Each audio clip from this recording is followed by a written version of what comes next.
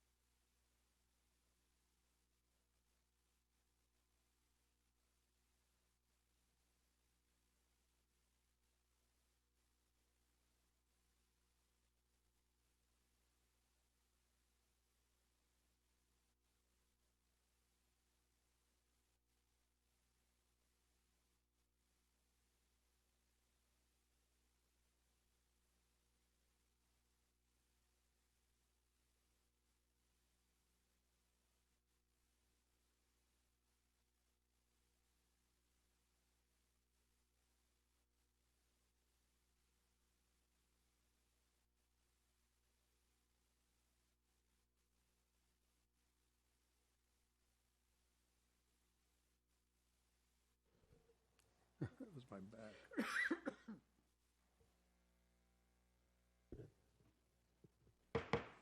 I would like to call to order the May 27th meeting of the Newport Beach City Council.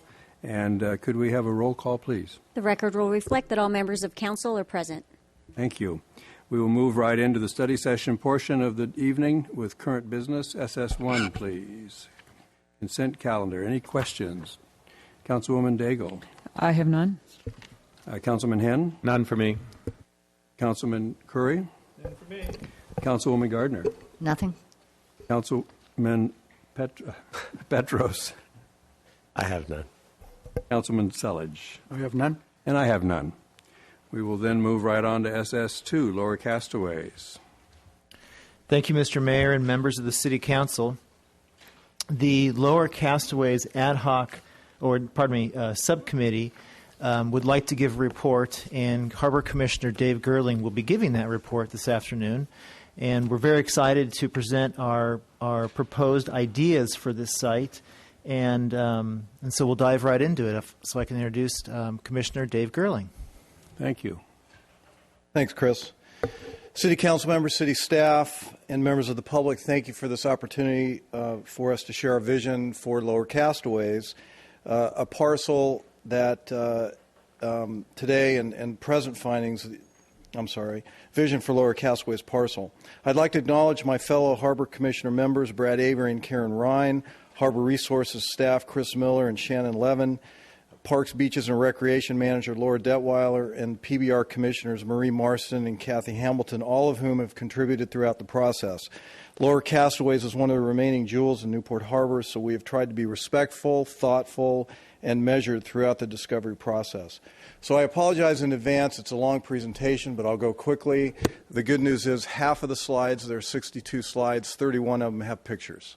So, and they're nice pictures. So let's jump right into it. There's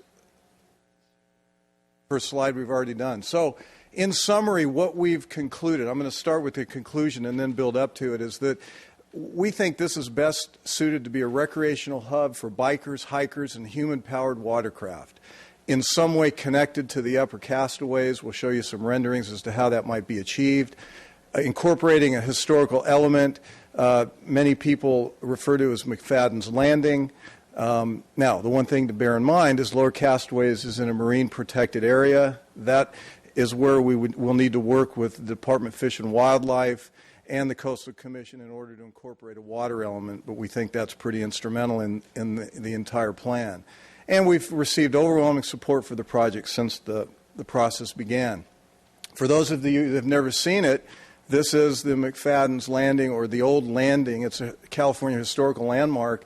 We would propose moving that into the Lower Castaways. It's currently across the street, and I've never seen it before until I saw these pictures. So we'd want to incorporate that, and that's part of the historical element.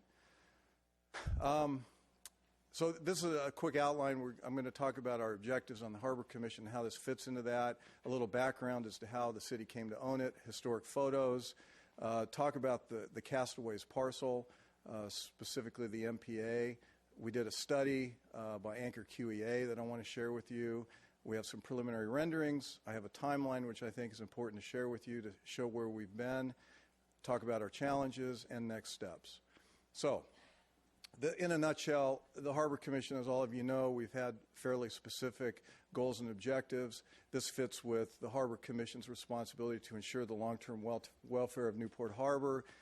Objective number 2, I won't read through it, but you've seen those before. We were tasked with this about a year and a half ago. This is an aerial graphic of the site. And for those of you that don't know where it is, this is Dover, this is PCH. This is the 4-acre parcel right here, Bay Shores Community, Linda Isle, so forth and so on. So, a little background. In exchange for development rights in Newport Center, the Irvine Company granted the property to the city. The grant deed was recorded on October 17, 2008. The deed includes some easements and restrictions on use, which I'll go into, and some historical photos, which I'm going to go through very quickly here. This is 1927. It's just off the page, but this is the Lower Castaways. This is the old bridge. Of course, this is where Linda Isle, this is Harbor Island, and the tip of Balboa Island. This is 1938, a little bit more development. Still, Linda Isle's not developed. Bayshore's just starting. 1947, a little bit more development. 1953, a little bit more. And then we start to pick up a little bit. You can see the beginning of Linda Isle here, little development back in the Dunes area. This is Upper Castaways here, and the Castaways development, which has yet to be developed. You can see Bayshores is now pretty much fully developed. 1977, again, a little bit more development, but the theme here is that Lower Castaways is sort of becoming surrounded by development. 1990, the new bridge comes into play here. 1995, a little bit more development. And then 2002, I think this is the last aerial. So you can see all of a sudden everything's developed except for Lower Castaways and the Upper Castaways Park here. Oh, one more, 2005. And then this is what it looks like today with surrounding uses. Of course, there's some commercial along PCH, residential back in here, Cliff Haven, Bayshore's down here, commercial. This is where the Reuben E. Lee used to be. And then this is slated to be developed later, something that we're going to monitor as well. This is the site, 4 acres. It's pretty barren. It's been used for a variety of things, which I'll touch on. This is Cal Rec right in here. They are part of Irvine Company, as you know. They have 60 days. We can give them 60 days notice, and they'll have to vacate the property. Some of the existing on-site uses, it's currently staging for the dredging that we recently did, off-site parking for both Mariners Point and the Bayshores Homeowners Association for construction, and then, of course, Cal Rec is using it, but really underutilized and has been for some time. Let me touch on the land use regulations. There's four categories. The general plan calls for it to be recreational and marine commercial. The coastal land use plan calls for it to be recreational and marine commercial. There are some deed restrictions. It prohibits a private commercial marina, and that was part of the grant deed from the Irvine Company. They didn't want any competition. And it does permit some marine-related uses. And it's currently zoned for a planned community, which is inconsistent with the deed, so there'd have to be some rezoning. Let's see.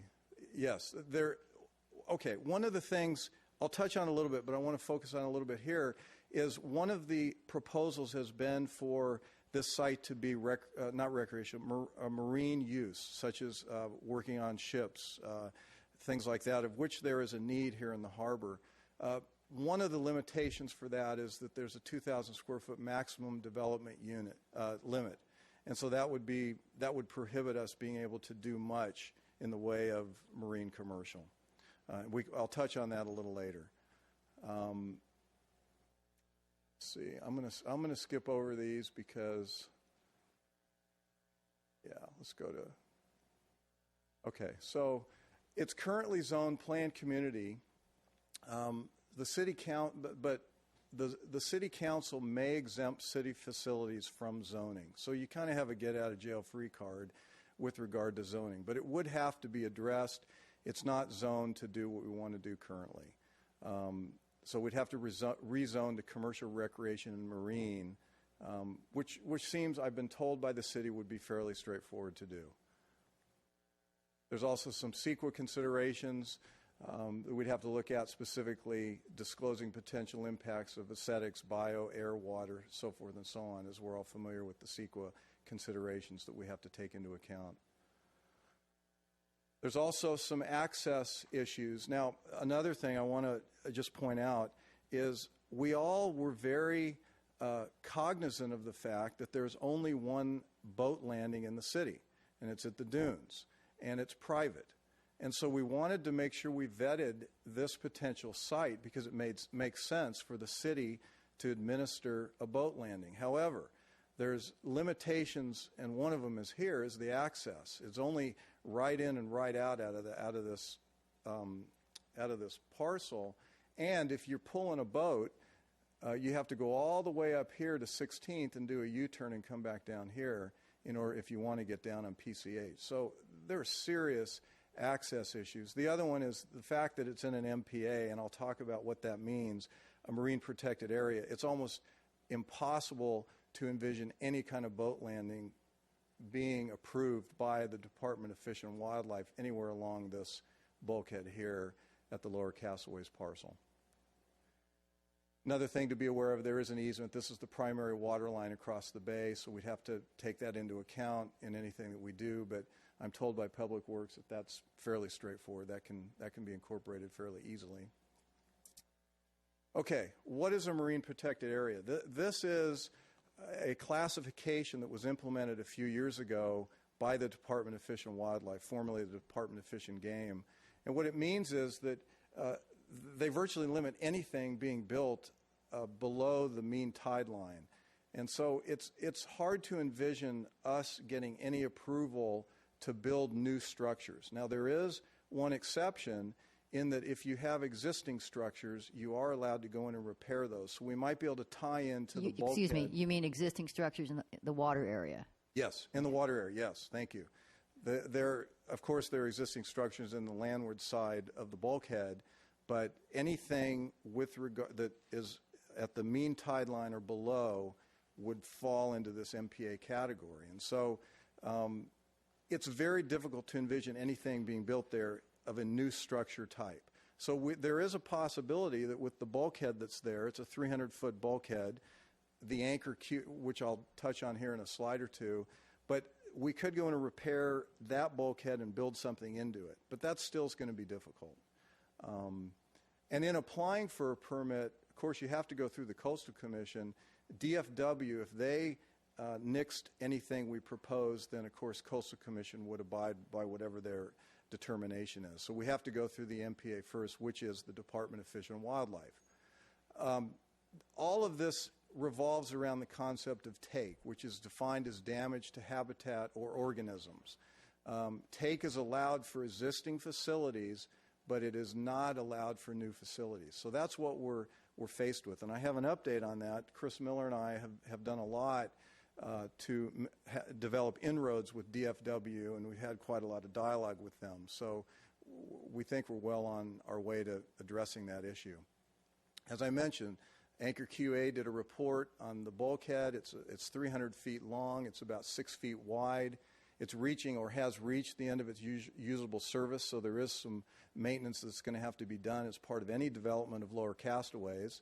There's no immediate danger of failure or collapse, but it does appear to be unstable and maybe further weakened in an earthquake. So it's something for the city to be aware of, irregardless of what is done with lower castaways.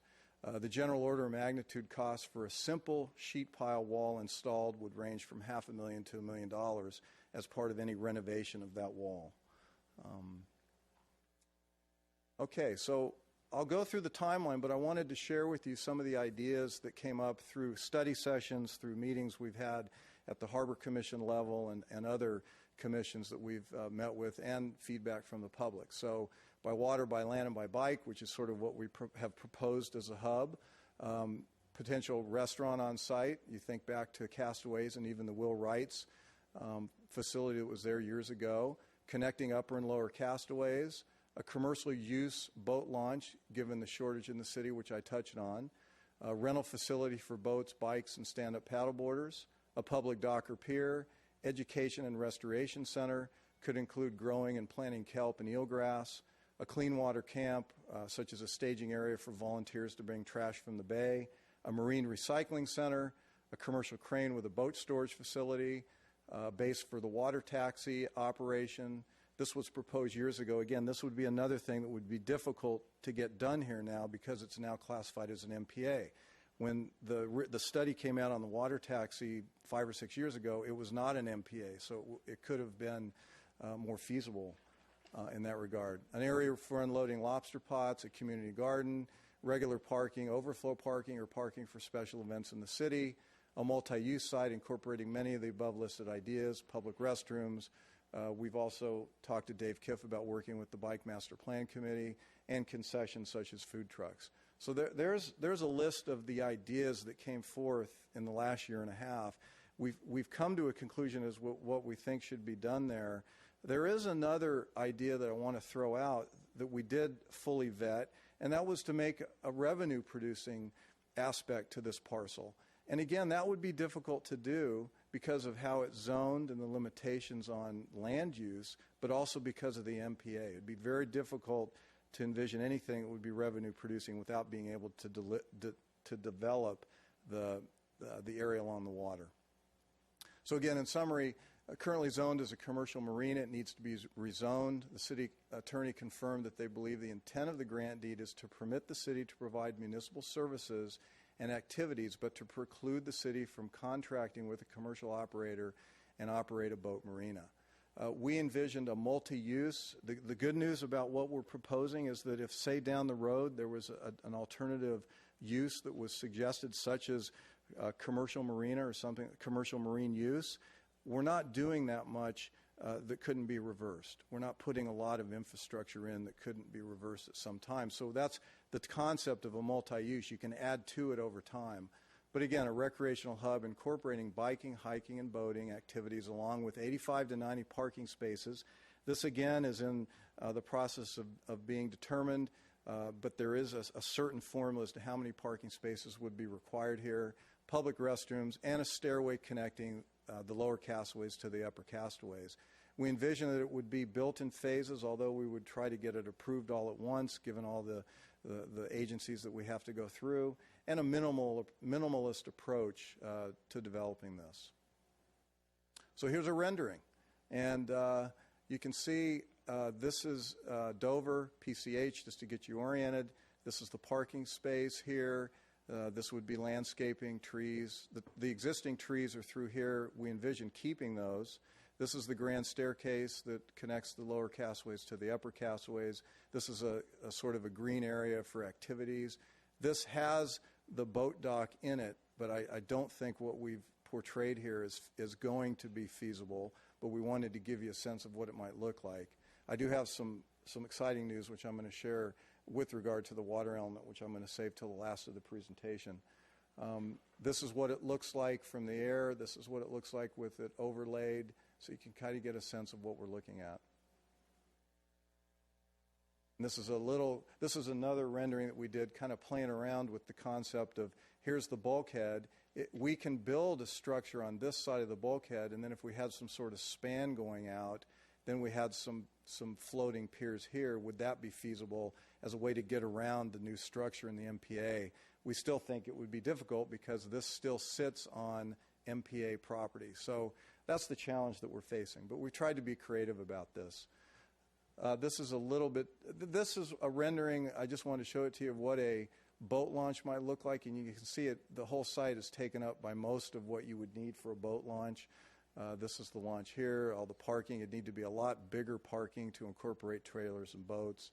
So just as an aside, what it would look like. This is looking from upper castaways down to lower castaways, down the grand staircase. One thing I'll say is everything about this is on the table. Even the palm trees, people have commented, gee, palm trees don't seem to fit into this. Well, this was just for illustrative purposes. So all those things are on the table. And we agree. We don't think necessarily palm trees fit into this, but that's what was provided in the renderings. This being the marina green, this being the water element here, parking, and of course this is Dover, and here's the bridge. This is looking from the corner of PCH and Dover. You can see the grand staircase here. And a lot of comments have come up. If you have been to China Cove, you've ever worked out there, you know that there's a lot of people that congregate recreationally at China Cove with those stairs. We envision that this would have the same sort of appeal for people that want to utilize the lower castaways. And this is the Pardon yes. me, Dave. Could you go back to that last slide? Sure. I'm noticing in the center of the parking what looks like rocks. Is that a representation of a bioswale in there? I don't know, Dave. Is it? Yes. That's wonderful. Yeah. Good. There's on that note, this looks, some of the comments that have come up too in our meetings is that there's too much asphalt. And I've asked Laura, and I think she may have, to look at Crissy Field, which is up in the Golden Gate National Recreation Area in San Francisco. They've done a wonderful job of incorporating parking into that area, where a lot of it that you park on is that compressed dirt or whatever it's called. So I think, again, this is a rendering, and everything's on the table. We want to make it as environmentally friendly as we can. This is the bottom of the grand staircase, again, just something that we might envision. If you've, just to give you a perspective, these are the existing trees along here. Ficus trees, is that what they are? Yeah. Ficus trees, and they're fairly mature, and we want to try to keep them as long as they're safe and not at risk of dying or falling over. But down here is sort of Dover, and this would be the entrance here. So just to give you a perspective. And this is looking from the bridge. Are you going to talk more about the stairway, or? Yeah, well, yes. I was just going to mention, I was going to wait, but some people have suggested also that maybe the stairway is superfluous because there's already an access up Dover to the upper castaways, and that way it wouldn't be intrusive into that cliff. So that's another thing. That is on the table as well. Maybe the grand staircase doesn't make sense because you can just walk up Dover and up that path to upper castaways, and then you would preserve the environment. So, well, I was also thinking of the workout, the division of the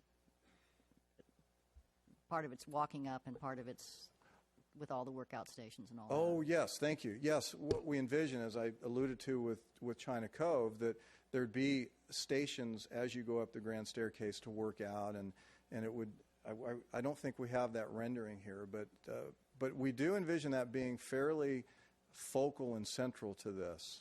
Although there are some that think that it is superfluous. So, did that hit on that, Nancy? I applaud Nancy. This is the third time she sat through this presentation. So, Excuse me, Dan. You can give it next time. Yes. If you look at the stairway on the previous slide, you can see that one half of the stairway is the next slide, I think. at the very bottom, you can see that the steps are configured differently. No, a little bit up. Yeah, that Oh, side there we versus go. that side. And so one side would be for the workout-minded person, and the other would be just for casual walking uphill. So that's the Great. idea, at Thank least. you. I never noticed that. I think this was meant to be Will Wright's. That's the colors of Will Wright's. So that gives you a sense of what that might look like. Again, that might be tough just given the zoning, but we put it in there because it's so nostalgic. And this is a close-up of what Will Wright's would look like. And the grand staircase is just behind it here. Okay, so those are the pictures. Let me just take you through this very quickly. I wanted you to know what we've done. We had our first meeting in October of 2012. We reached out to Parks, Beaches, and Recreation. We felt it was imperative that they be part of this process, and we added, in early 2013, we added 2 members of the PB&R to our subcommittee. Actually, it was in August of 2013. Our first meeting was in September. We received our renderings late last year and some updated renderings early this year. We had another harbor, and then in March, we met with the Harbor Commission and formally presented it to the Harbor Commission. Then we went to the Parks, Beaches, and Recreation for their feedback. We were able to present to the DFW in April. We've presented twice to Tidelands Management Committee, and we had a final Harbor Commission meeting in advance of presenting it here today. So we've had quite a few meetings, and we wanted to do that because we wanted to make sure we got all the feedback we could from the public as well as from all city officials that might be in a position to add feedback. These are, now what I wanted to share with you, I think it's very interesting to share feedback that we got in all of those events. So this was the first Harbor Commission meeting. We had 2, one in March, one in May. And I mentioned, a few people mentioned to consider the property as a revenue-producing asset. Certainly something that should probably continue to be vetted. We just don't think it works here. Consider the property for commercial marine use is another very valid argument. There's a need for that here in the harbor. But again, we don't think that it can get done here because it's in the MPA. I'm sorry? Oh. Chris, I don't know what TIC is. Am I meant? Oh, thank you. Hopefully no one's here from the Irvine Company. Yes, they do have sort of a right to have input to whatever we do, but we've been assured by various people, the city attorney, that there's not much they can do to veto what we're doing. I think it's more just from an input standpoint. But that was one thing that did come up. We wanted to make sure that we were able to proceed as we wanted to. I'll talk about the Ventura meeting. Actually, I'll talk about it now. So Chris and I took a road trip, Chris Miller and I. We felt it was important to start the process with DFW sooner than later, and it turned out to be a very fortuitous trip. We spent 10 hours there and back for 3 minutes of glory. But we got public comments in front of them. We met all of the commissioners. We met all of the staff. And as a result, we've had a number of follow-up meetings with them, and that's what I'm sort of saving for the last. But as hard as it was to get into a car and spend 10 hours going up for, actually we each had 3 minutes, so we had a total of 6, it was well worth it. And then, of course, the Harbor Commission a few weeks ago said we're ready to present to the City Council for your direction. This is some of the feedback from Parks, Beaches, and Recreation. They want to make sure that there's the right mix of parking based on the planned use, that there's adequate parking for bikes, and yes, we have incorporated maintenance stations and things like that into the plan so that you can work on your bikes at Lower Castaways. As I mentioned, we want to move the historical monument to the park from across the street. Some of the homeowners who came and spoke want to ensure that there's a low-level light to avoid the spillover to the Kings Road homes. We want to make sure that it is small craft access. Emphasizing that it's human-powered craft. We think it would be very difficult to incorporate anything more than a human-powered watercraft into this plan. Programmable waterfront flat lawn, programmable meaning programs and things like that take place.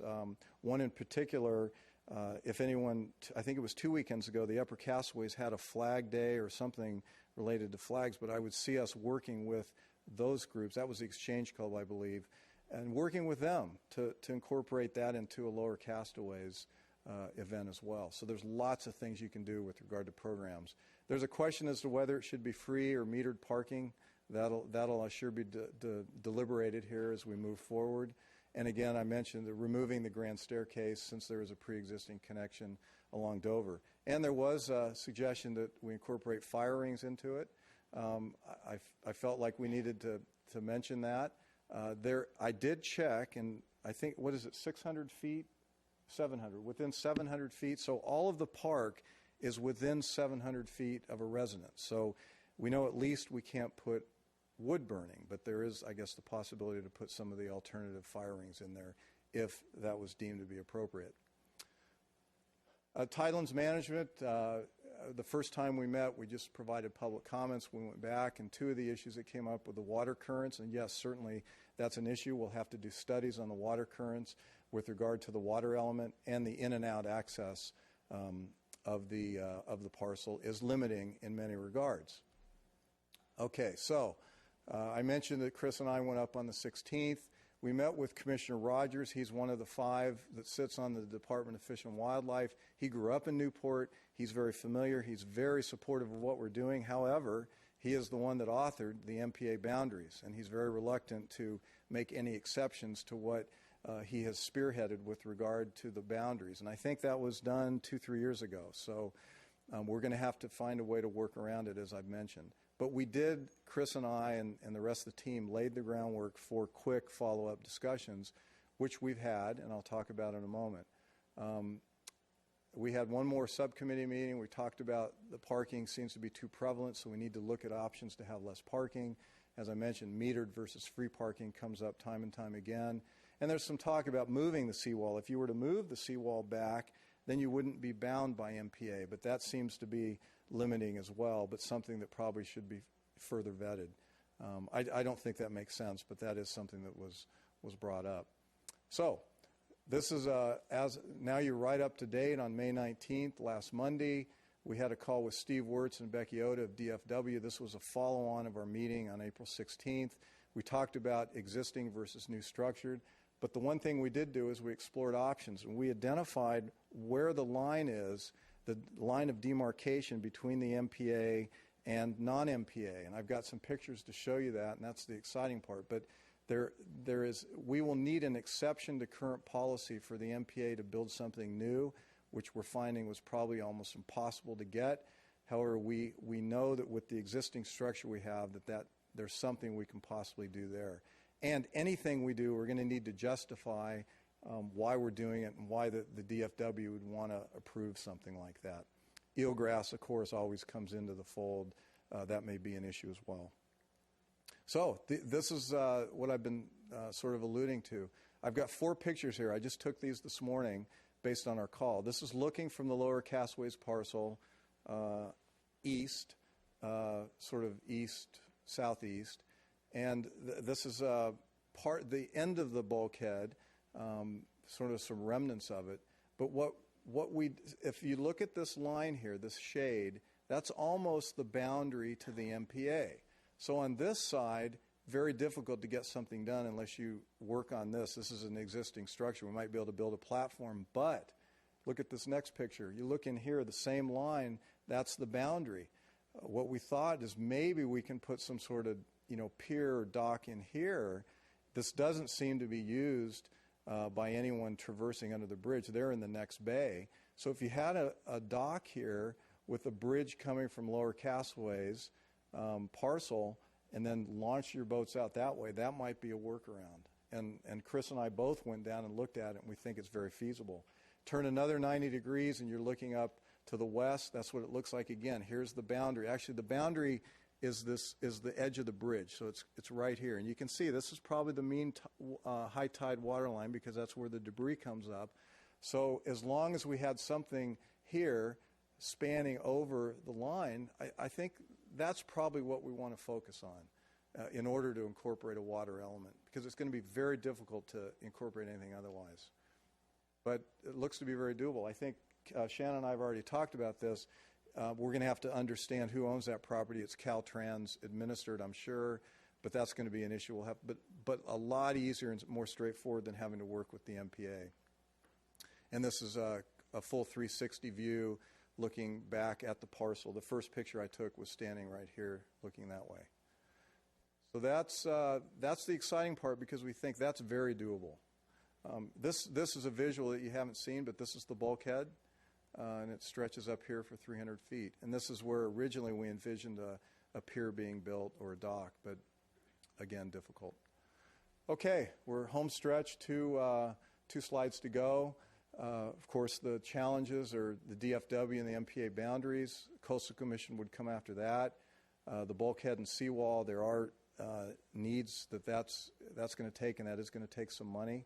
Water currents, we have to do a study on that. Traffic patterns, there are limitations with regard to that, the limiting traffic patterns. We need to look at utilities and how we incorporate that into the development. And as I mentioned, Bayside Village Marina, just on the other side of the water, is being developed. And we're going to want to monitor that, because that may have some limitations on what we're able to do. There may be some duplicative things that are done over there. And then the final, as always the case, the cost, really an unknown as to what this costs, but we think it's minimal compared to what other alternative uses that might be put in here. And next steps, we're really looking for direction from the City Council. We anticipate having continued dialogue with DFW, especially regarding the dock or the water element. Probably need to look at a formal budget, both from developmental costs and operational costs. And there are studies that need to be done, both on currents, traffic patterns. On that note, we've talked to Public Works, because the merge, that's the other limiting factor. When you turn right from PCH on Dover, they merge very quickly from people turning left off of PCH and merging right from PCH. So we're thinking if there's a way to move the entrance to Lower Castaways further up, closer to where the bus stop is, that might give more time to merge. So we talked to Public Works about that. That seems to be something that is fairly important, or else you're going to have a big merge there. Bulkhead and the dock under the bridge, and then identify sources of funding. And that's it. Well, very impressive presentation. I think that we forget that our commissions, especially the Harbor Commission, is made up of a group of volunteers. This is not your full-time job, but you're certainly collectively doing the work of a full-time organization. So very impressive and very appreciative. Council members, do you have questions? Councilman Henn? Yeah, I have a question. In terms of next steps, it'll cost money to take these next steps. I don't recollect. Have we tried to incorporate any sort of a placeholder in the budget discussions for the next fiscal year?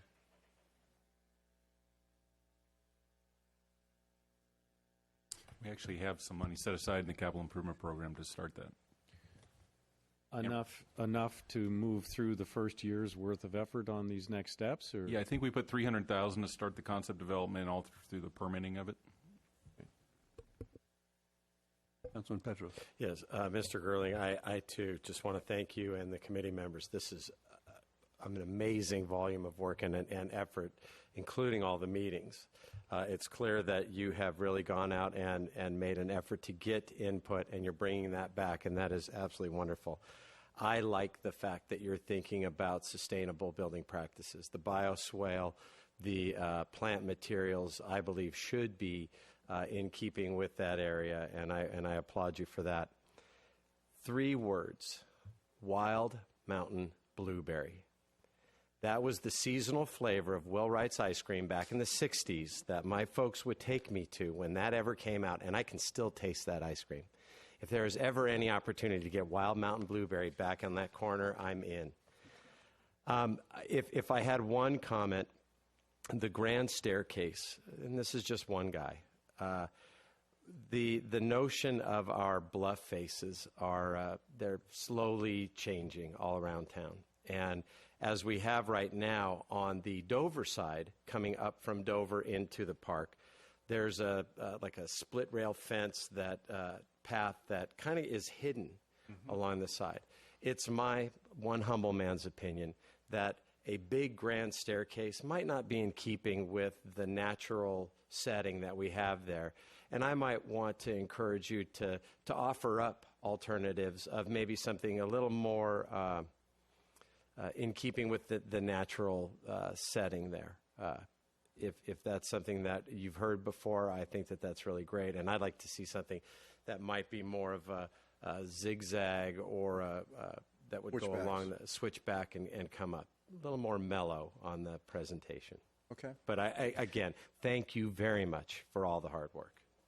By the way, Will Wright's, I Googled it, and it's currently not in operation anywhere. It is owned by somebody in Texas. So there's, I guess, the opportunity to maybe buy that brand or whatever. But no, it's not currently in operation. Somebody with a food truck.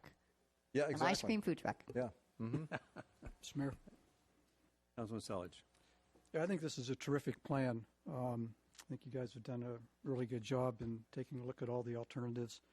It'd be tough to put any kind of commercial or boat launch ramp in that site. The access is just too difficult. So this really does seem like the appropriate use for the site. I like the idea of the staircase going up the bluff, but I know that Councilwoman Gardner knows this, that just our interactions with the Coastal Commission on modification to the bluff, I wouldn't discourage you from doing it, but it's going to be a tough sell at the Coastal Commission to do anything, whether it's straight up or zigzag or whatever. It's just a tough sell. But I think it's terrific, and whatever it takes to keep moving on this, I'm for it. Any further, Councilman Henn? Yeah, I'm very much in favor of moving forward, and I like the concept.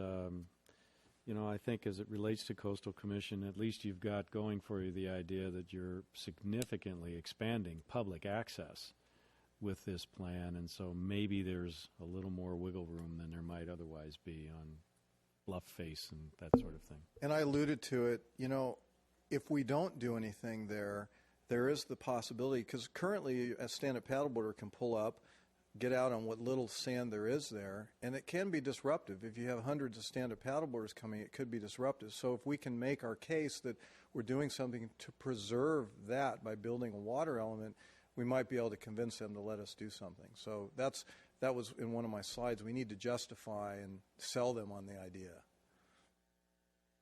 Well, just to be clear, I'm not discouraging trying for going up the bluff face. I'm just saying we just need to be aware that that's a potential impediment.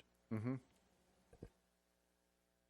I think that the comment related to revenue generating, that if we could get 2 cents a scoop, I think we'd have enough revenue for maintenance on the property. So we'd have a sustainable park very easily, very seriously. Seeing no further comments from the council, I'd like to open to public comments. Anyone from the public like to make comment on this item?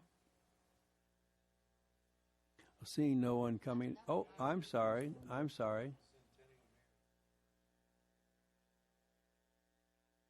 We have a celebrity with us today. Please give us your name and... My name is Don Webb, resident of that area, and I too would like to compliment Mr. Gerling on the excellent job that he's done. Councilmember Gardner has been to quite a few of the meetings, and Chris Miller's done a wonderful job in addition to a lot of the other staff that has been working on it. I think that this is a great opportunity for us, and the programs that they've shown have covered most of the issues. I think it's important for the stairway to be constructed as a part of this, now whether it be a grand stairway or one that switchbacks. I think that the connectivity that you get by putting that in there between the upper and the lower levels, if it's not there, it's about between 1/4 and 3/8 of a mile for you to go up and around and then back to the area right above it, which is quite a long distance. The other item that was just mentioned that I hadn't heard previously is the underneath the bridge. Even though it doesn't look like it's used that often, that's a bike pathway. And I think that the area or the time of the year that it is used more than anything else is junior lifeguard program. You will see the junior lifeguards coming down Dover on that side of the road, going underneath the bridge, coming back up on the other side, and then heading off on down to Bayside Drive. So I would caution trying to eliminate that or reduce the possibility of the bicycles being able to go underneath the bridge. But I think it's a wonderful opportunity for us to go forward and put together an extension of the Castaways Park. Thank you. Thank you. I think the good news there is, thank you for pointing that out, but the bikes use a separate bay. This bay, and if you can bring the pictures up again, but this bay is separate. I actually saw the bikers coming, and it's a bay up higher. And if Chris, if you can pull it up real quick, that one right there. On the other side of that cement is where the bikes go. So if you can point at it, Chris, I don't have the pointer, but right there, yes, that's where the bikes go. So the bikes would not be altered at all. The bike path wouldn't need to be altered at all. All right, thank you. Well, once again, very impressive work effort. Thank you, thank the Commission. And I think I'm certainly in favor of moving ahead.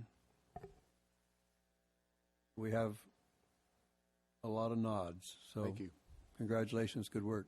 Chris, well done. We are now going to go on to SS3, and being this is our capital improvement plan, we have several recusals that need to take place. So I will begin with Councilwoman Gardner. Do you have any recusals from this item? Yes, I do. For the annual sidewalk and gutter replacements, some of them may be within 500 feet of where I live. Also, the annual slurry, again, that may be. And the tot lot on Bayside Drive. All right, I'm going to jump to the other side. Councilwoman Daigle, do you have any? East Bluff Bike Lane. Thank you. Councilman Henn? I have several. The Lido Fire Station replacement, Violito to 30th Street, number 9, number 11, Newport Boulevard, 32nd Street. Let's see. Long list.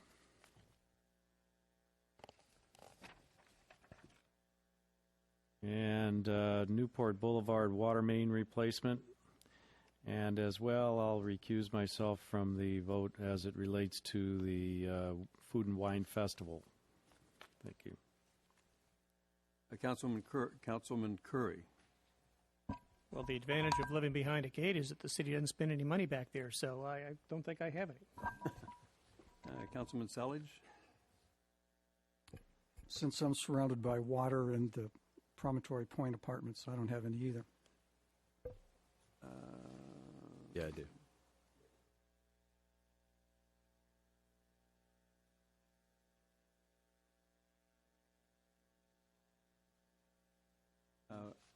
Councilman Petros, are you ready? Yes, the alley pavement replacement up in the Newport Heights. All right. And I have potential conflict with, once again, the alley placement in Newport Heights, the Newport Boulevard regional traffic signal, the Mariners Mile highway configuration and land use, Newport Boulevard landscaping. I never pronounce this right. So, help me. Simonic Slough, and the turf replacement and irrigation retrofits on Newport Boulevard, all because of property ownership within the 500 circle of those items. With that, I believe we're ready for the item. Thank you, Mr. Mayor and council members. So this is our second presentation to you about the budget and the capital improvement program. And as we talked about last time, Dan, you can hit the next slide for me. This budget that we presented to you is balanced. It has a big capital improvement investment, witnessing your recusals there spoken just previously. It addresses pension costs comprehensively, maintains a conservative debt level and a AAA rating. It envisions a smaller workforce again, and actually we're proposing with our checklist going down another 2 positions. We'll talk about that briefly. Improving public safety through the community paramedicine plan, as well as the addition of a crime suppression unit officer, and then using cash for that we've saved up, that your council saved up for big projects. So next slide, please, Dan. So this second look is an opportunity to look at a couple of key things that either you asked for or were required to present to you. One is the position changes, and you saw the same slide last 2 weeks ago. Let's go to the next one. This is what would be considered on the checklist, so changes to that previous slide, and you can see it brings down a couple of more positions there to 727. And we can come back to this if you have questions. Next slide, please, Dan.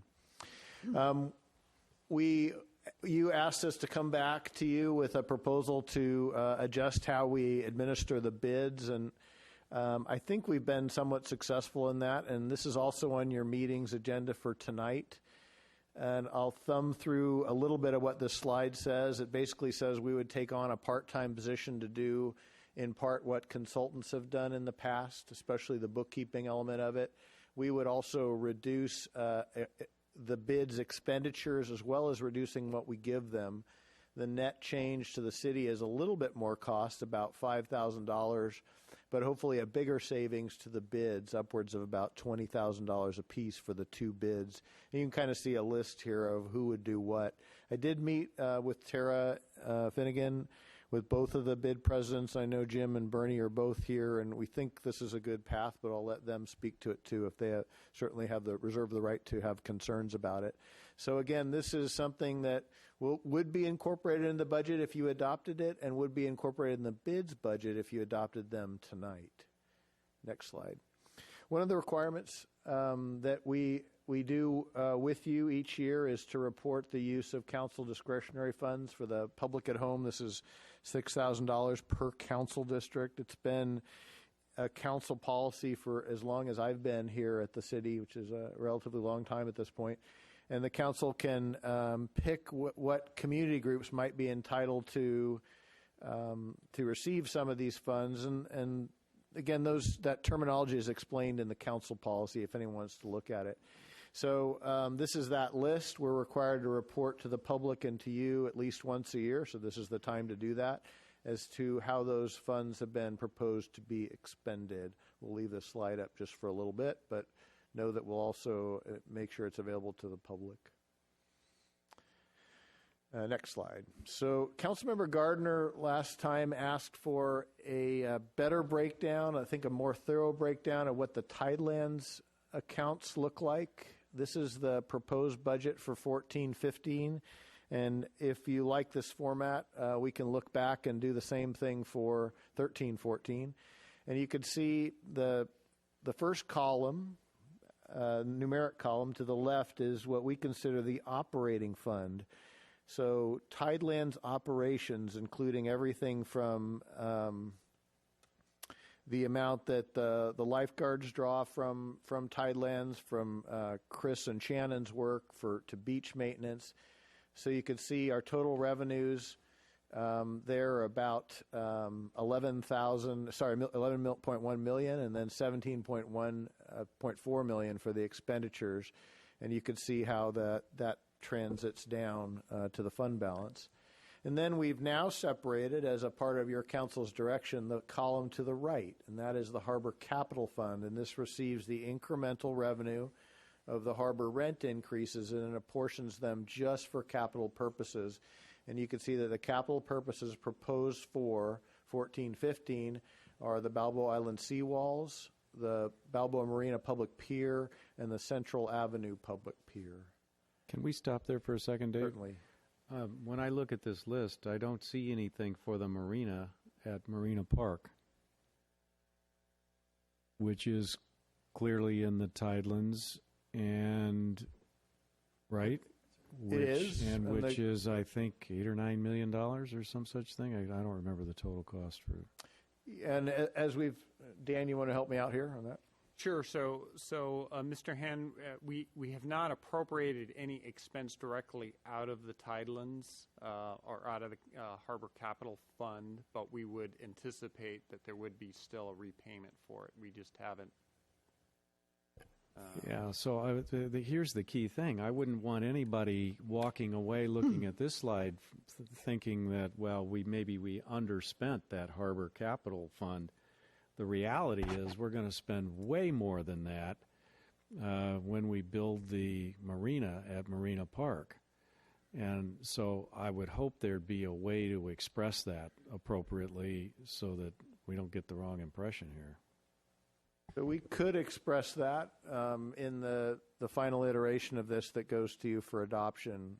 We wanted to show this to you both substantively and thematically to see that if it made sense to you. Yeah, I'd appreciate it if you'd try to figure that out, Okay. because that's, a sensitive item. Any other comments, especially from Councilmember Gardner? Is this kind of what you expected to see? Is it simple enough? It's never really simple, but... Oh, it has to be simple for me, yes, thank you. You asked for something that was simple, that relatively straightforward is the better word for the public to see. Dave, at the first Tidelands Committee this year, we talked about starting to set aside funds for the Balboa Island Seawall project, and I remember $1.5 million being floated out at that meeting. I think you shook your head yes, like you're shaking it now. I did, yeah. It's an involuntary thing. So is that in here? Is that in another part of the budget? Is the $650,000 for that, and it's only roughly half what we talked about? I may have to ask Dave or Dan to help out there.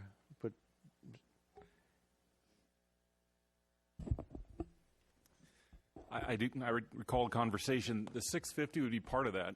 I don't know where the rest of the money's program. We talked about maybe a reserve or something, but we are recognizing that. We'd have to work with Dan on how to put that money away. I know there's some restrictions on the state on how we can bond and how much we can carry over. So I don't know if you have any input.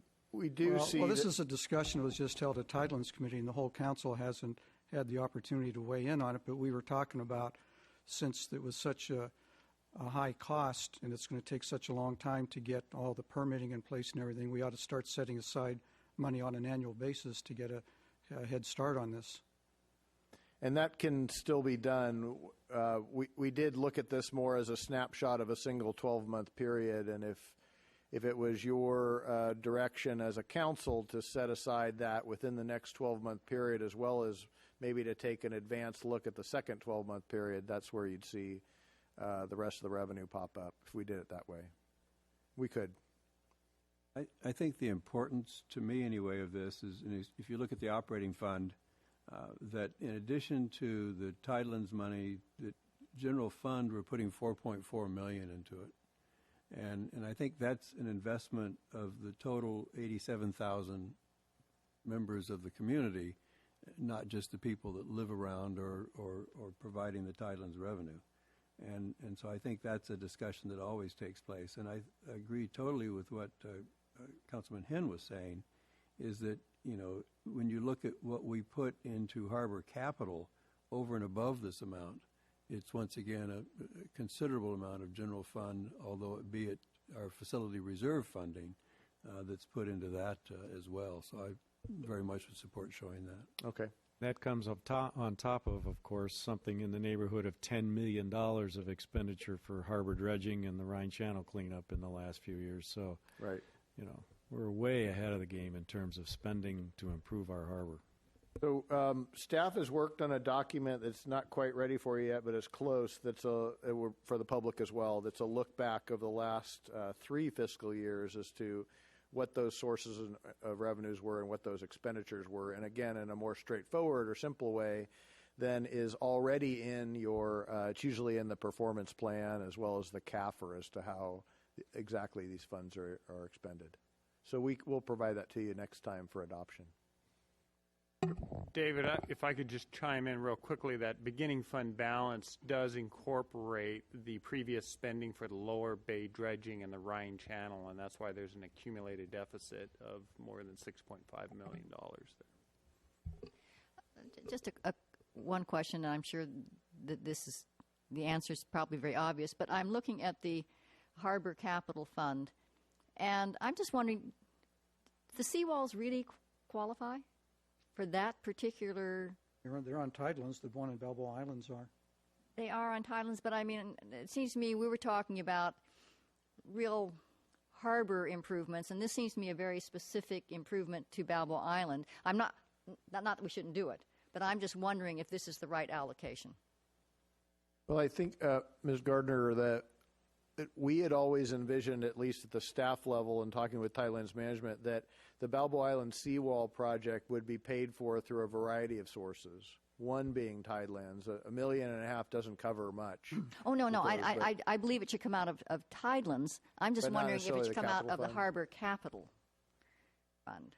Because it seems to me we're fairly specific about that particular fund. And perhaps not. Perhaps I'm the only one that has even this question. I know we can go back and look at its founding document, but whenever we talked about it, we would mention things like amenities as well as, though, dredging and seawalls. But we can look back. You guys adopted a resolution saying what could be drawn from that fund. Right, and if everybody else is comfortable with this, I'm fine. Okay. But it just, when I looked at it, that really, to me, it was like, well, was that really what we were thinking of? And I tend to support your comment regarding that item, but in the context of finding a way to reflect the spending on the marina at Marina Park, as a part of this. So. All right, please proceed. We'll move on then. These are 3 slides, and there should be a piece of paper that looks like this in front of you, as well as for the audience. That is the 3 slides combined, basically. So each year we put out a call for organizations. Many nonprofit, not all of them nonprofit, all of them providing some community-based service or some economic development benefit to the city, that ask for support. And just again, as a reminder from years past, these didn't come to the council before. These were things oftentimes that the city staff would either waive or not waive a fee or not charge the police or fire services. And we just thought, and I think a number of you on the council thought, that probably wasn't the most transparent way to do this, and that should all come to you with a certain pot of money assigned to it. So this is the first slide. It's alphabetical, so I'll jump to the second slide. So the total amount of proposed support for things that we would call generally single-day events is about $87,000. Next slide, please, Dan. And then this next page is the bottom of your single page, which talks about large event sponsorships that may be economic development related, and we put the boat parade and the film festival in that regard. We have a $50,000 a year commitment to the boat parade. We're proposing $150,000 for the film festival. And then you typically see a request from the Balboa Island Historic Society. We're proposing a $20,000 stipend there. And relatively new, but not only in the last couple of years, the sister cities had asked for some assistance that basically covers their insurance costs. So. I have not clear why, particularly these latter 2 are even listed on the special event thing, why they don't just have their own budget area, because I don't see them as special events, particularly ongoing support, operational support. That's just an observation. My second question is, it seemed to me we got something earlier, and it showed on some of them what the percentages were, and we have a policy about what percentage our contribution can be of the budget. And it seemed to me there was 1 or 2 that didn't make it. So are there any here that do not meet our policy as to what the percentage is of the budget? Maybe Tara can help me with that one. We're on the spot. We do evaluate that. The staff team that evaluates that looks at it to make sure it's less than 25%. And help me. And if there was a request that came in 25% more of the total budget, we lowered that request amount down to make it 25%. Okay, so there is nothing that's correct. Exceeds our policy. There's not. Great, thank you. So your comments are welcome on this. Obviously, this is what is proposed in the budget. So if you have an adjustment to it, we would put that on the checklist. Mr. Mayor? Yes. Well, first, I appreciate the city manager's efforts at transparency and tightening up this system that was, in fact, very loose. So that's all good. The current system that we have today, though, I do wonder if that could be further refined, and there may be very good reasons as to why we're expressing this as granting cash and writing checks to people. And it seems to me that what we do today is we take cash from the general fund, and then we write a check to the event promoters, and then they come back in and they use those general fund dollars at various departments to cover the fees. And I'm totally sensitive that a department wouldn't want to issue a fee waiver and have a negative on their system, but I'm wondering if this can be done electronically, since we're just basically waiving fees. That would be a question that I have about our current system, instead of giving general fund money and having people give it back to various departments. So we can accomplish the same objective. No one gets their fees waived, and the departments, because it is Parks and Rec and police that are bearing the brunt of these events, if it somehow can be allocated electronically. Just something to consider. And speaking of fees, when I look at this particular event, the Food and Wine Festival, although the level of support is higher than some other events, the level of city fees is also higher because they're renting the Civic Center lawn. They're using a community room. They have the assistance of the fire department, and so on. So, in fact, their total level of support from the city, if you were simply waive fees, is about $28,802. So they're asking for $25,000 to be effectively waived. So what they're really getting are fees waived. And so when I look at that particular event, I think in our city now we're just seeing a real uptick in terms of restaurants. We're really establishing a reputation for magnificent food and wine. This helps promote that. It's open, of course, to our community. It integrates the community. They have these kinds of chef demonstrations. And they're also working well with partnerships. So they have partnership with the Newport Beach Restaurant Association, Visit Newport, Chamber of Commerce, and they're promoting our local restaurants. And there's a very long list of restaurants, from the Red O, so on, that are participating in this event. And again, for our residents, it'll be an interesting and engaging and interactive event. So what I'm simply saying is that it's essentially a fee waiver is what they'd be getting. Their fees are about $28,000, so we'd be taking general fund money and allocating it to departments for various fees. So that's how I see this particular event. Well, I have a little different perspective on it. I've met with the promoters, and it does sound like a lovely event.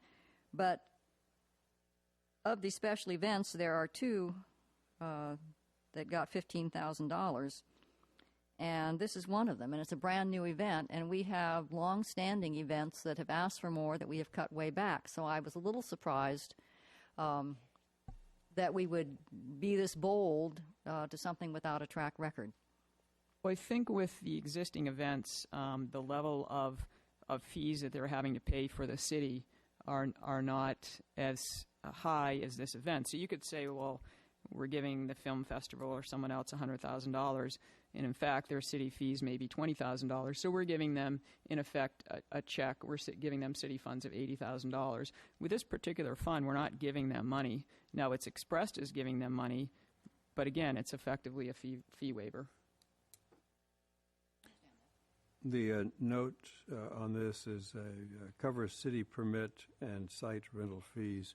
Do we have a quick estimate as to if, in fact, the $15,000 does cover it, or is it? I think Tara can help me here. I think Councilmember Daigle is correct that that's generally in the 28 is generally in the range of the fees that they may incur. It is difficult to know. This is a first-year event, as many of you have stated, so it's difficult for us to know exactly what those fees will be until the day of. See what's needed. And I'm sorry, go ahead. $15,000 is the current estimate from Recreation for their community room use, the Civic Green, and the use of City Hall and our parking for that weekend, yes. Right, and just to supplement that, because you're absolutely correct, those fees are identified, but they also have policing fees of $6,700 and a trash fee of $7,800. Could you comment on? Well, can I ask another question on that event before we leave it? Sure. Since they're going to be using so much of the City Hall facilities, is the park going to be open for people, and the parking structure for people to park in the parking structure to get to the park and all that? Yes, because the library will also be open for most of the weekend. So we could not give them the parking structure for their exclusive use. Anybody else like to interrupt me? Yeah, go ahead. Yeah. About 5 minutes. Given the 86.5, the 200, the totaling, I guess, a 309.5, talk to us, speak with us, if you would, about that amount of money and how does that fit in the overall budget, and is there flexibility there? And in other words, if we're going to start moving things around, if we're going to give 5 or 10 more thousand, as they've asked for this one, are we needing to take it from the other ones, or how are we dealing with that? How would we deal with that? Is that a fair question? It's a difficult question to answer. Well, Mr. Mayor, one observation is that compared to last year, it's a 15% increase in the total expenditures. So we are going 15% more than what we gave to these organizations last year if we just stick to this well, algebra. given that we had a $13 million surplus this year, I don't think this needs to be a zero-sum game. And that, in fact, we can... It's a 15% gain. Yeah, well, it can go more. We're not talking about huge dollars here. If we could allow the city manager to, and then I'll... Both the council members made good points. We do try and think this through carefully and have a budget line item that is right there in the range of 309, 310,000. However, so it's most helpful if you move things around. If you wanted to add to things, though, you're the city council, and you can do that. There's always a little bit of room in any budget. Right. Which, in fact, we did last year. I think we did increase the recommended amount last year. Well, I think we increased about $20,000 for the Balboa Theater and $500 for something else, if I'm not mistaken, because we did a good job, I think, last year of holding the line from the previous year, particularly on people who had been a long-time recipients, and I think that was a good thing for us to do. This is about a $40,000 a year annual increase, the 15% that Councilman Petros was talking about. And I just worry that we get on a slippery slope. The Food and Wine Festival, I'm all for supporting that, but that's a new event. Let's see how it goes. And I don't like it when we get in a situation here where it's sort of let's bid up this, whoever can bid it up. And we've done it before. I've done it before. I think staff's done a good job at putting together a list and trying to hold the line. Some longtime recipients have been cut back somewhat. I think that's a good thing. We saw with the restaurant week that once somebody gets on this list, it's very hard to cut them back.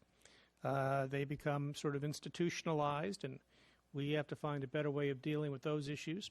There are some things here that are long-standing and important community functions, like the film festival, that I fully support, and I'm glad to see that we're continuing our support there.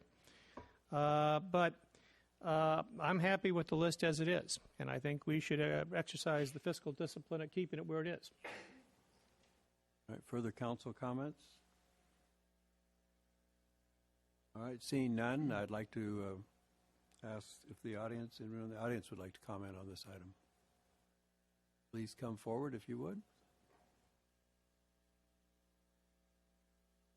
Please give us your name and... My name's Stephanie Salem, president of Newbie Productions.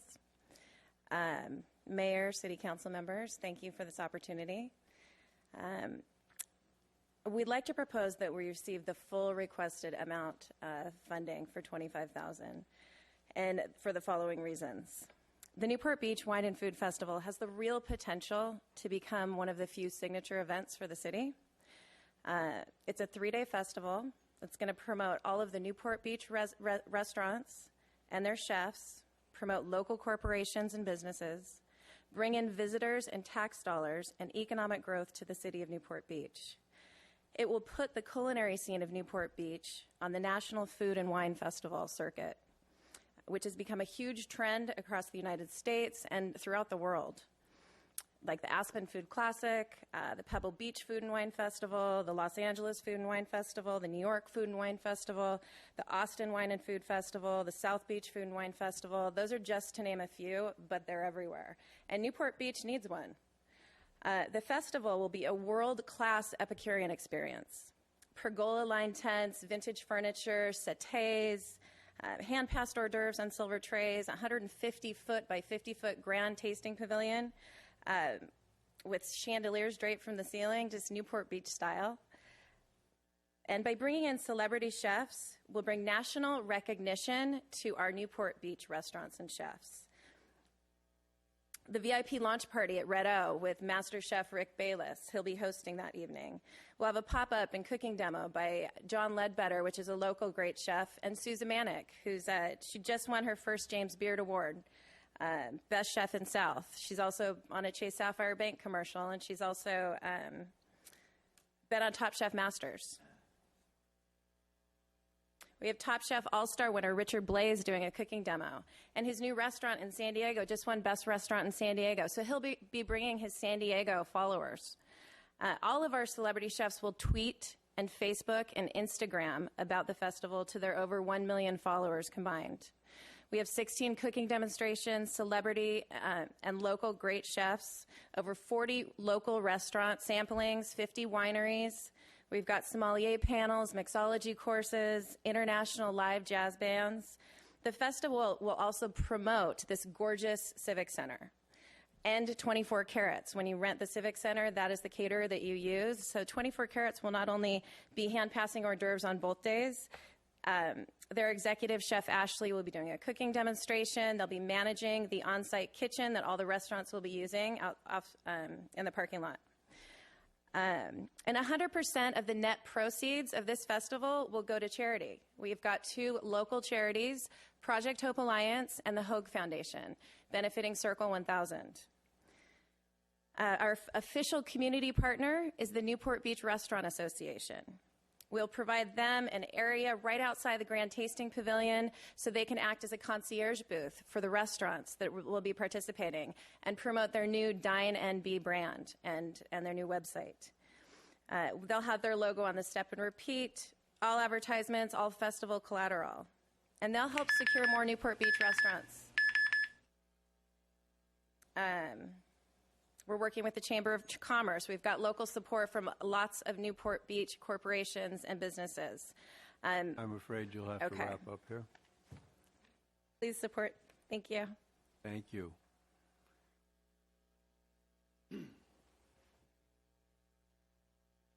Hi, Jim Walker, Newport Beach Restaurant Association, Mr. Mayor and City Council.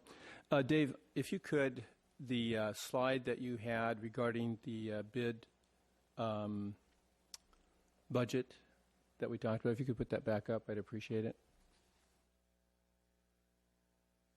As Dave said, we did meet with Dave Kiff and Tara and Mary about, was it a week ago? And as you know, it's been kind of an ongoing struggle, frankly, as we have tried to proceed down the road with the Newport Beach Restaurant Association to conserve our resources. One of the things that I felt was in jeopardy was a restaurant week, and trying to create the funds to pursue that in this next coming year. And I feel that Restaurant Week has been, unlike the Newport Beach Food and Wine Festival, has been an ongoing event that has become part of the city's expectation and culture. And I would like to see that be able to happen again. The thing that I appreciate about what Dave did and the city, the staff, was to try and find a way to cut our expenses, both for the restaurant bid as well as the CDM bid.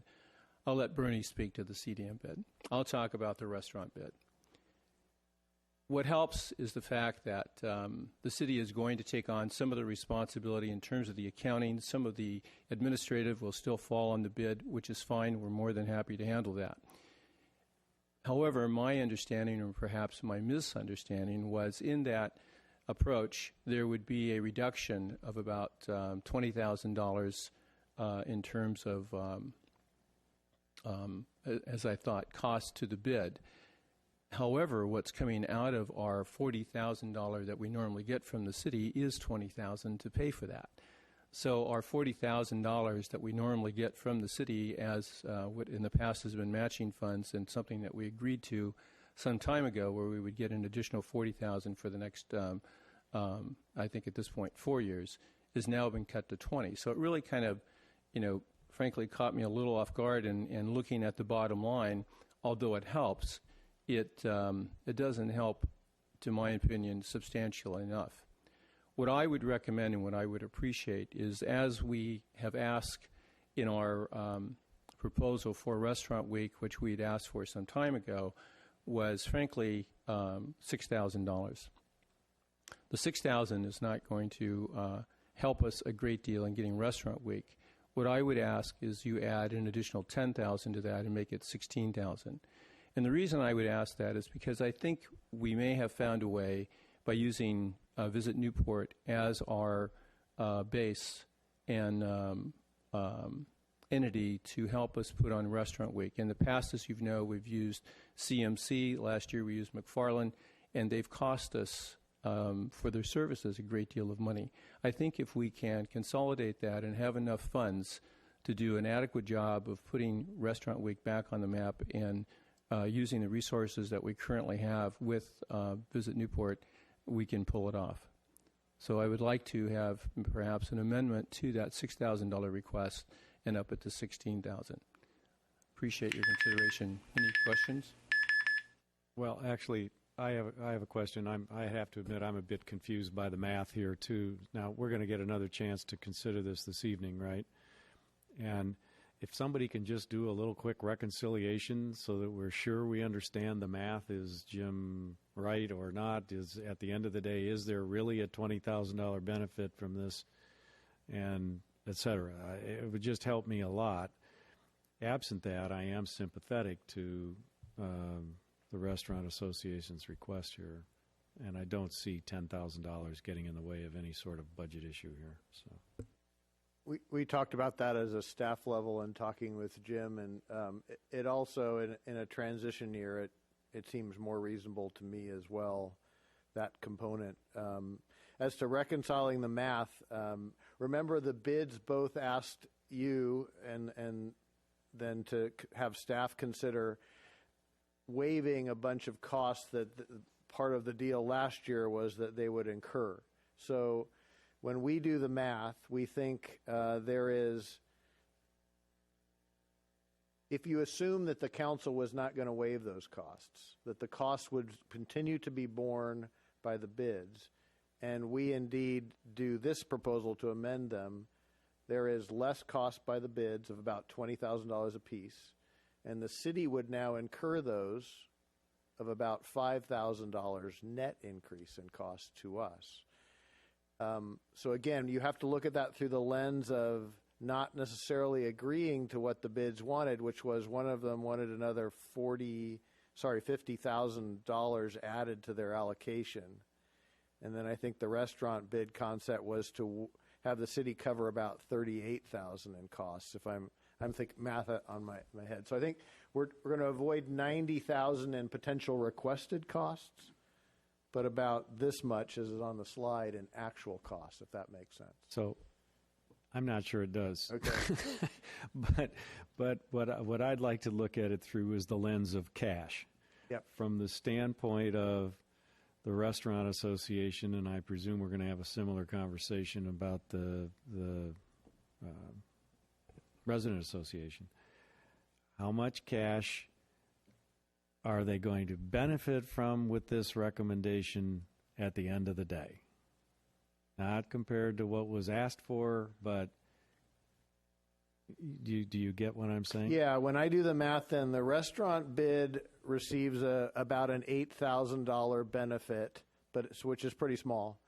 The CDM bid receives a greater benefit because more of the admin costs were on the CDM bid from these two consultants that we had hired. So to me, it's about an $8,000 benefit to the restaurant bid and about a $35,000 benefit to the CDM bid and a $5,000 cost to the city. But so that's me. I guess now through the lens of cash, I'm more sympathetic to the request that Jim Walker has put together in terms of some additional funding, because I do think it's important that we bridge the ability of the Restaurant Association for at least another year to to maintain the track record with the the Restaurant Week, and especially until they've had an opportunity to really restructure and reconsider and revamp their strategic approach to what they're doing. I mean, I'd hate for them to have a problem with continuity while they're in the process of revamping their strategic approach. Remember, one other big concept in here is that we would more aggressively help them collect delinquent accounts. So in the literal scheme of the math, to me, that's helpful as well. But that's not as helpful to the restaurant associations as it is to CDM. Dave, I guess my math is pretty bad too. Yeah. Or maybe I'm the only bad math person here. I guess I had read this, that both the Restaurant Association bid and CDM, that they were going to net $40,000 a year outside of all the administrative and accounting costs. But I guess what you're saying, that's not the case. I think it's lower than that unless you start to count, let's say they're able to collect a lot of those delinquent accounts. Then it is up in that range, especially for the CDM bid. So if it's helpful to you, we could present this to you in a little bit clearer way, but prior to your consideration of it, you could, in fact, I think you could still adopt the budgets tonight for the CDM and then for the two bids. And then we'd come back to you. I admit we're comparing, again, a request with an actual path that the council's been on. And I'm taking the math kind of from both of those, more from the request, actually. Dave, I'm going to be another dim bulb in this whole thing. The presumption was that the city gave $40,000 to the bids and that a portion of that was to be used for accounting and administrative services. I am led to believe that now we will take on that burden at a cost of about $45,000 a year, so that although the bids did have $40,000, a portion of that was to be used, or it was thought that was going to be used for these administrative services, rendering them with something less than 40 netted out for events and the others. We're now taking that obligation at double that cost, the 45, as opposed to roughly the 20 that I thought I saw in the last go-round for those, the cost to the bids. So I don't know how... It's not 45 each bid, it's 45. No, 45 total. Yeah. 45 total. But on a cash basis, there is still the expense that we're assuming for the accounting. We're saying that we think we can do it quite a bit cheaper with a part-time person than the consultants were charging us that went through an RFQ process. And therefore, the cash that is passed through to the bid is free and clear for all events and whatever they would like to do with. Correct. Although Jim's bid's portion of that bill was less as a percent than the CDM bid. So the benefit to Jim by us doing more of that is less, which is why the dollar amount's less. So, Tony, I think where your math falls down a little bit is that it was $40,000 to each bid that was being contributed by the city. So that's $80,000. So now what we're talking about is a solution to pick up the accounting and so forth for a cost of roughly $40,000. So, I hope that gives you a better perspective. There's a bigger outcome and benefit here than what you were. All right. Thank you. Thank you, Jim. Next, that would like to speak. Bernie Swalstad, the Connemara Business Improvement District. I have two hats. This is the first subject. Back up from the microphone just a little bit. Mr. Mayor. You don't have to lean towards it. Thank you. We met with the staff, Connemara bid, myself, and the staff did a great job. We had a compromise, and the Connemara Business Improvement District will like to have you recommend approval for what the staff has recommended for the Connemara bid. Number one is that there's 3 months free to the city on taking on our bid because the contract for the present bid administrator is paid by, they've already run out of money, but is free for until September. So there's only 9 months, around $30,000, and I think they can do it for a lot less because the city's going to take on some responsibilities. There's a dual thing. We won't get into all that. The bottom line is the Connemara bid recommends that you approve the staff report for Connemara bid. So that's number one. my new hat. And if you have questions, I'll answer them as far as net cost or net increase in regard to that. In regard to the sponsorship or whatever the proper terminology is, I represent Vice Chairman of the Corona Chamber of Commerce, and we have a 36-year project, not a new project. It brings in more money in one day in Corona for our businesses than any day of the year. So it's a fabulous project. You all know it. You all been there. 5,000 or 6,000 people come into the community, and I just recommend that you have the $2,500 increase over the $3,500. What the staff's recommending. We've had 6,000 the last couple of years. We used to get 15,000 years ago, so I recommend a $2,500 increase for one of the best projects in the city of Newport Beach. And are you going to share the name of that project with the public? Christmas Walk. Thank I you. apologize. And I'll answer any questions on the bid or anything, but we're happy with what the staff has come to compromise with us. All right, thank you. Next to speak, please.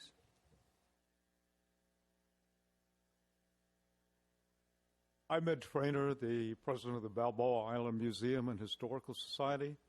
And I'm here primarily to say thank you to the council for the continued support and the partnership we've had. As you're aware, we've requested $30,000 in support, $20,000 you gave to us this past year. I want to give you a quick recap, if I may, of the value for the support you have given. Our goals are to grow the membership and community awareness, build our archives, including oral histories, increase our volunteer base to allow the museum to be open more days, more hours, and also eventually find a permanent home for the museum. Quickly, our membership at the end of 2013 was 330 people, and we continue to grow in 2014. We've had more than 15,000 visitors to the museum, not only from Newport Beach and surrounding areas, but from other areas of the country and other countries as well. Our website has been developed to include information publicizing the city as well as the museum. Further enhancements are planned. We're promulgating social media now, launching Facebook, Twitter, and other forms of social media as we speak. Our online archives have been developed, and they continue to be enhanced, including photos of every house on the island and many old photos and other pieces of information about Newport Beach. Our oral history program has been very successful. We've captured a lot of the histories of people that may not be with us over a long period of time. So we've been successful in that, including a partnership with Cal State Fullerton, the graduate program there to help us with that. Our newsletter continues to be sent to the community 6 times a year, publicized in the museum. Our volunteer base is increasing. Our exhibits continue to be expanded and enhanced. We've had a number of events. Our 5th to date is scheduled for June 20th, called Local Color. It'll feature a lot of the local people from the island and Newport Beach. We've had a lot of publicity recently for the museum and Newport Beach. The Love Story event, as you know, attracted quite a bit of attention from publications, including Channel 7 News, Eyewitness News. Shirley Pepe has hosted a museum fundraiser at her house that was featured in the Wall Street Journal. And we continue to look for a physical home for the museum, a permanent location for the museum. So I stand before you simply to say thank you for your continued support, the partnership we've had with the council, and to seek your support certainly for the staff recommendation and going beyond that if at all possible. Thank you. Are there any questions that I can answer? Thank you very much. Thank you. Anyone else like to speak on this topic? Please.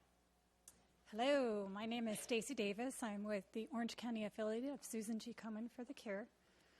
I would like to thank Councilmember Gardner for your comments about longstanding events and being cut. We appreciate your support. Last year, our expenses with the City of Newport Beach were $16,509. So anything you can do to offset those costs is greatly appreciated. I would like to request that you increase your support to at least 50% cut, which would be $5,000 from the $3,500 suggested. But if you want to go back to that $10,000, we would greatly appreciate that as well. We like to say that every $125 we don't have to spend is a Komen negotiated mammogram for those to learn whether or not they have breast cancer. So this is going to be 23 years in the city of Newport Beach, and we appreciate everything you've done for us in the past. Thank you very much.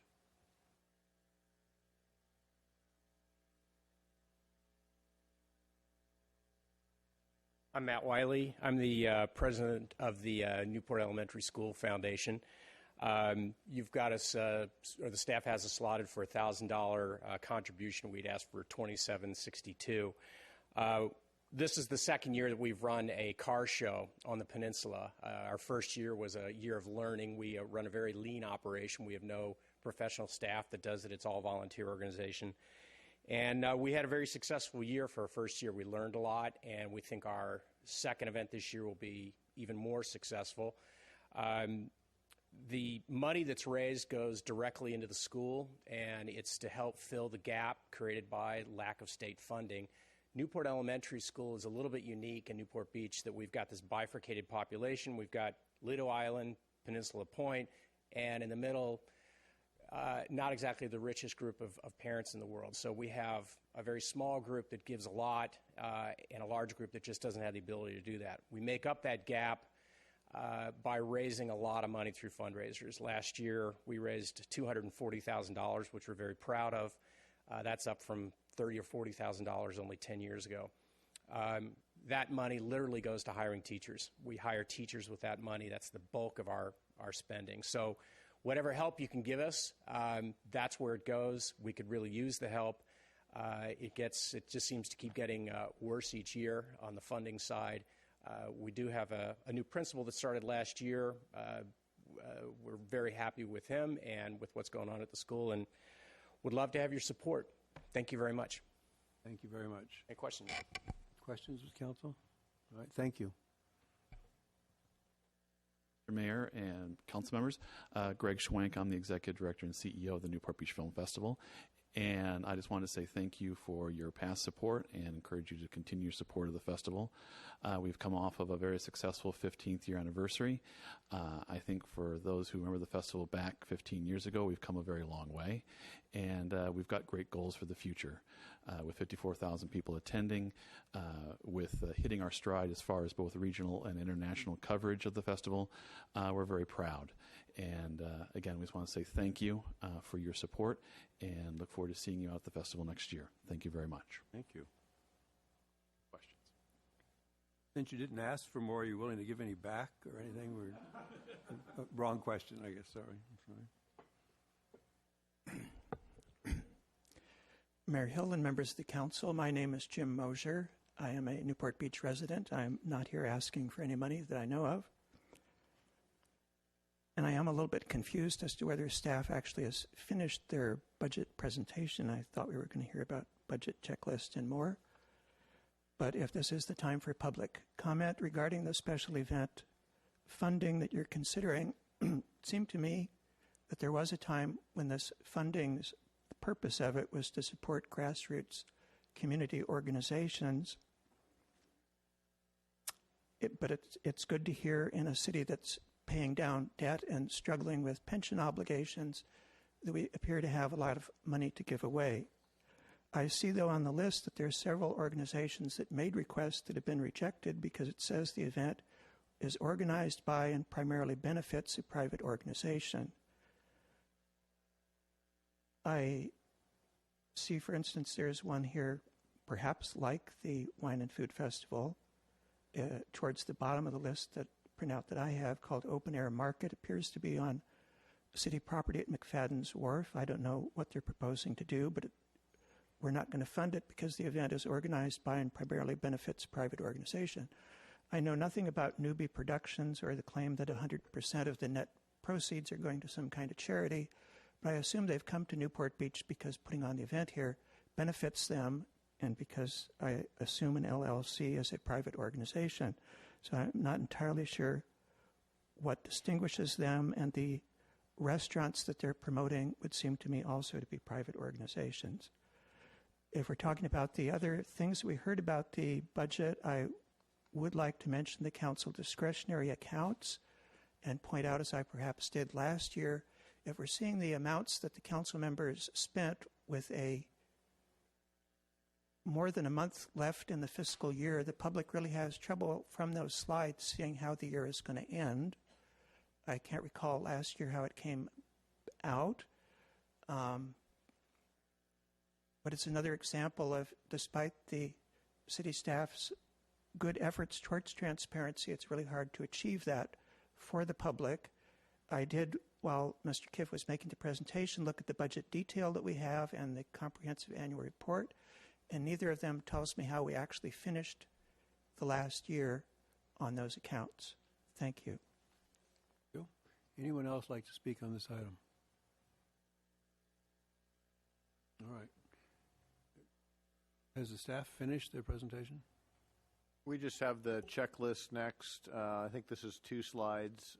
So just for the public's edification, this is where after the proposed budget is printed, oftentimes we'll have a different conclusion in the field, and we talked about those positions that are amended here.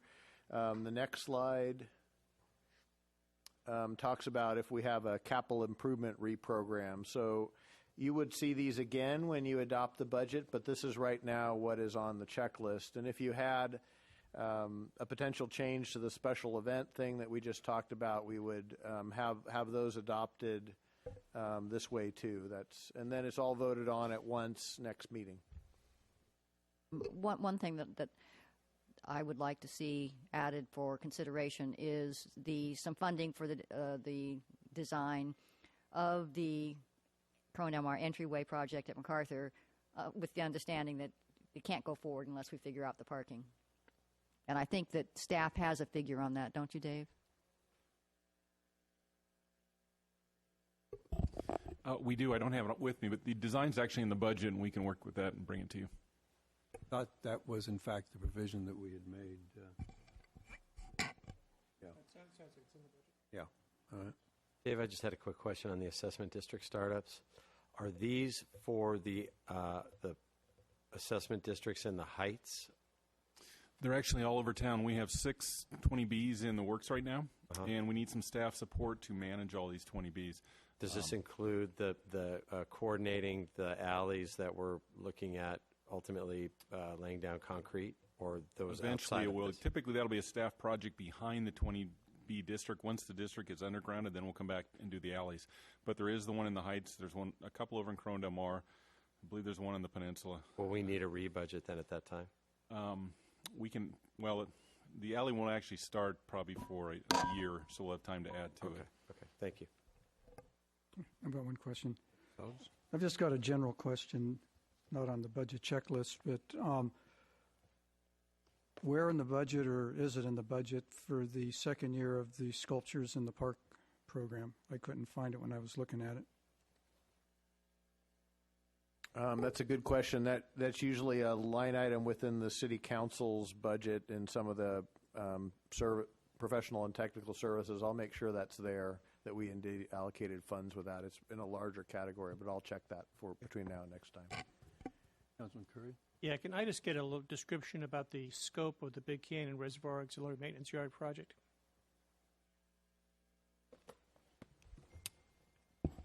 Yes, thank you. This is actually in the budget, and this is being added to it. This is the new auxiliary maintenance yard that's being built with a small building and a storage area and a planting yard there. It's just north of Pacific View on that property. Right, so this is just money we need in addition to the budget? We didn't budget the entire construction cost in the current budget, so we're going to put this into it when we award it next year. Okay. And Dave, do we have the sense that you guys are working closely with the community on that, especially to make sure that there aren't aesthetic issues and others? We actually are. There's 2 homeowners associations right there. We've had several meetings with them. I believe we've come to agreement with all terms, except there's probably one person that's a little bit more, but I think we've taken care of most of the issues. Councilwoman Daigle. Yes, before I propose adding anything to the checklist by way of special events, I did have a question on how these fees work. and it had on the Food and Wine Festival a $7,800 fee for trash.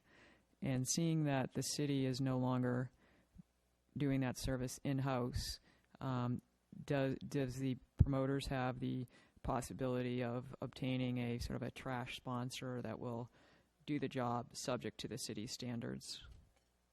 Yeah, actually, I think that's the case. I'm seeing Sean nodding out there. Okay. So this is, as I understand it, and I haven't seen the promoter's budget, this is what it would cost to have I think it's dumpster service as well as the portable, those little square cardboard things that go up. So at least that's my understanding of it. This isn't a charge that the city necessarily incurs. So if they were able to get that $7,800 taken care of, that'd go a long way towards their 10,000 additional request from the 15,000. Again, I feel a little reluctant to speak to that because I don't know it as well as Tara does.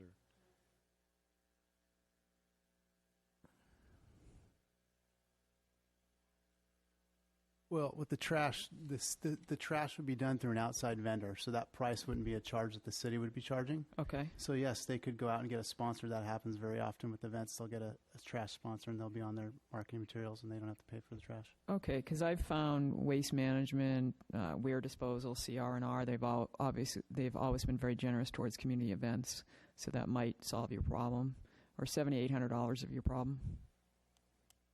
Thank you. All right. Any further council comments? Would anybody like to comment on any of the special event items that they've heard? I commend staff for doing a good job, even though we pushed up $40,000 from last year. I think we ought to stipulate that all of the projects that are on this list are good projects, and that they are good community development serving organizations. Otherwise, they shouldn't be on there, and they shouldn't get anything. But the problem with this list is that it becomes an entitlement list, and people become used to getting money year after year, and it becomes very difficult to change that. So it's incumbent upon us to hold the line. And what you see is, even though we give away, because we can afford to do so in our community, $250,000 to community events to promote community involvement, community betterment, and all of that, people ask for $500,000.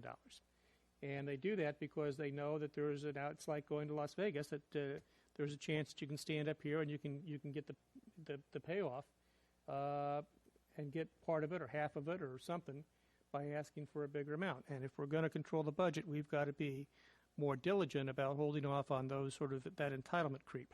So I commend the staff for their efforts to do that.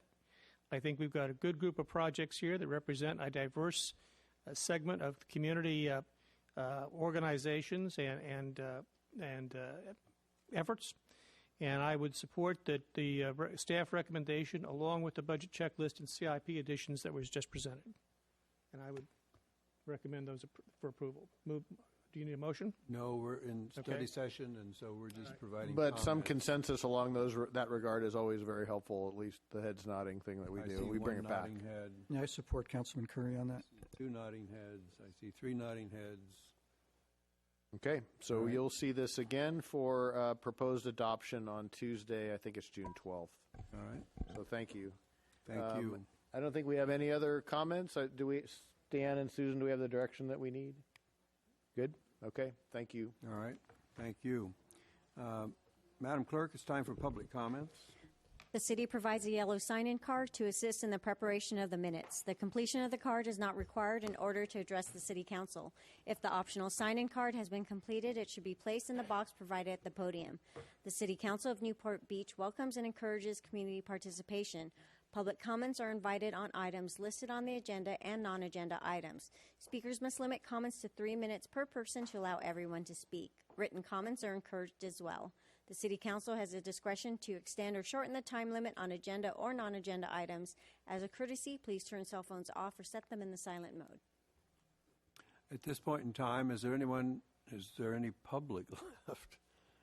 Anyone from the public that would like to speak on any item not on the agenda or any item on the agenda as we go into closed-door session? Seeing none, Mr. City Attorney, do we have a closed-door session this evening? Yes, the City Council will adjourn to closed session to discuss agenda items 4A and B, including meeting with negotiators Dave Kiff and Terry Cassidy regarding labor negotiations with all represented employees, meeting with real property negotiator Dave Kiff and Rob Hewson regarding the potential lease to explore ocean of the parking lot at 608 East Balboa Boulevard and 209 Washington Street, and meeting with real property negotiator Dave Kiff regarding the potential sale to Kobe Inc. of the property located at 1499 Monrovia. All right, then we will adjourn to closed session, reconvene at 7 p.m.